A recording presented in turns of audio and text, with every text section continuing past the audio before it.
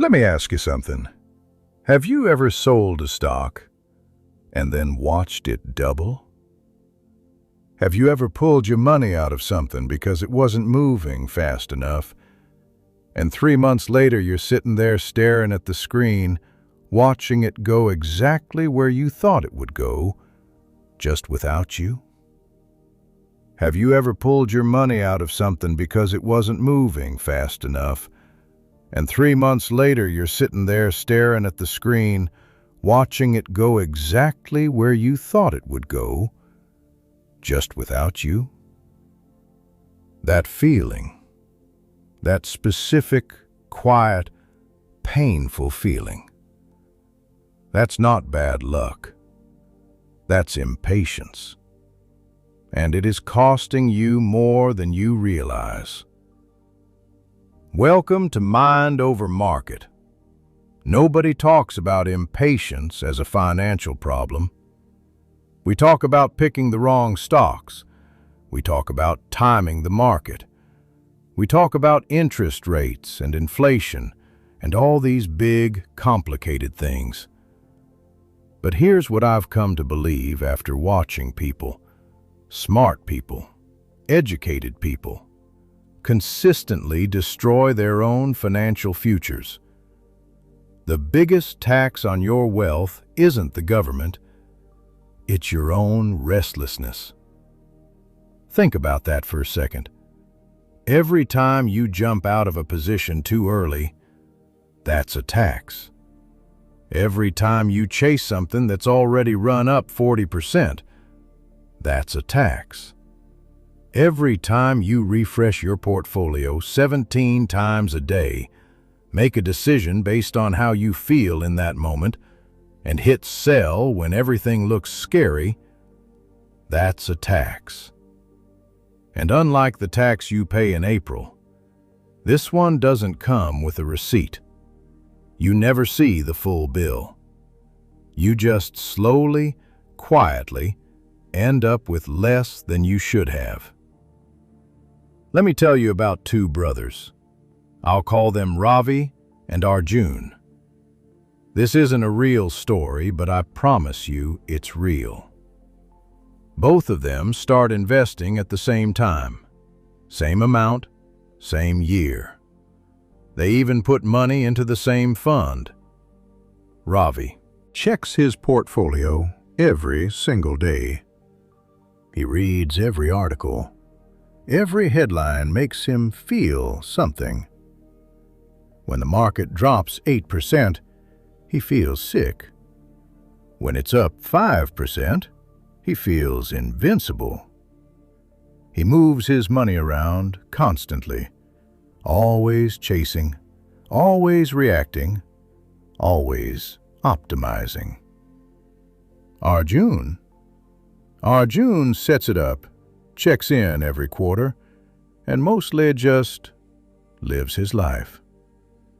10 years later, they compare notes. Ravi can't understand it.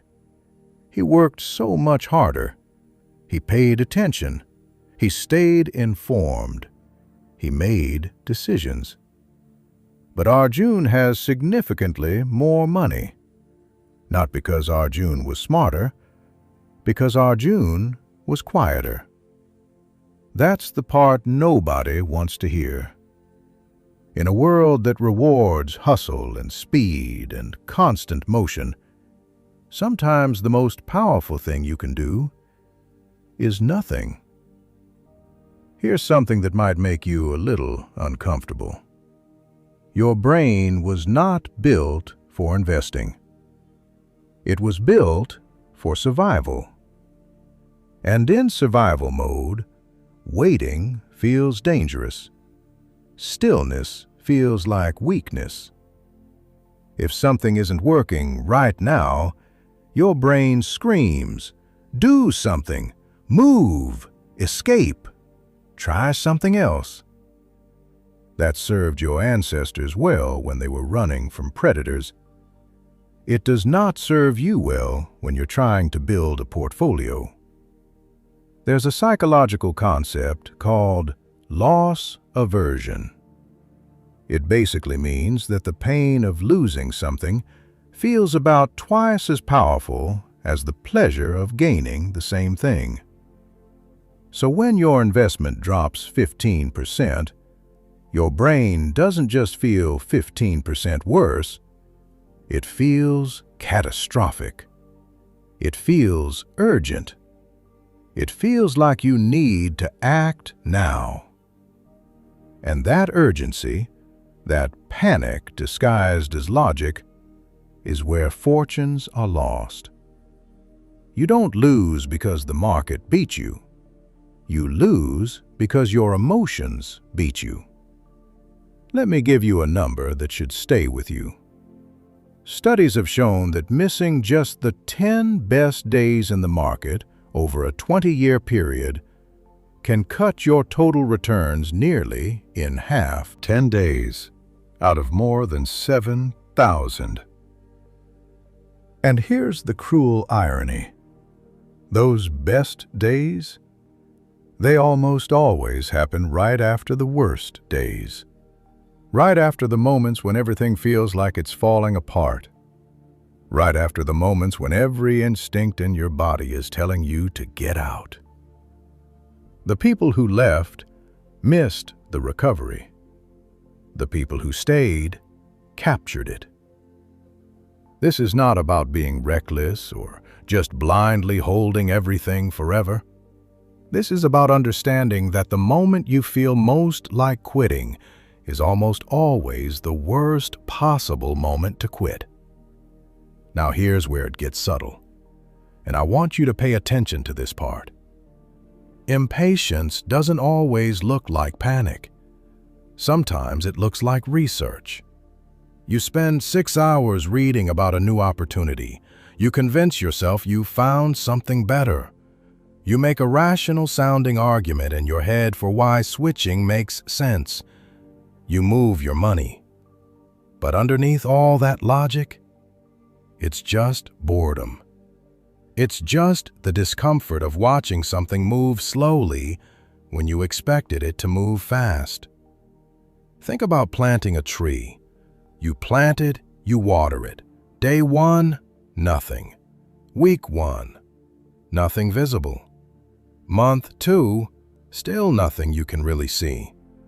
Does that mean the tree isn't growing? No. The roots are going deeper. The foundation is being built underground where you can't see it. But if you keep digging it up to check on the roots, it dies. Your investments work the same way. The constant checking, the second guessing, the endless repositioning, you're digging up the roots. And then you wonder why nothing grows. I want to tell you about someone else, a woman I'll call Priya. Priya had been building a position in a company she believed in for 2 years. She'd done her research. She understood the business. She knew it would take time. Then the market had a rough quarter. Her investment was down 22%.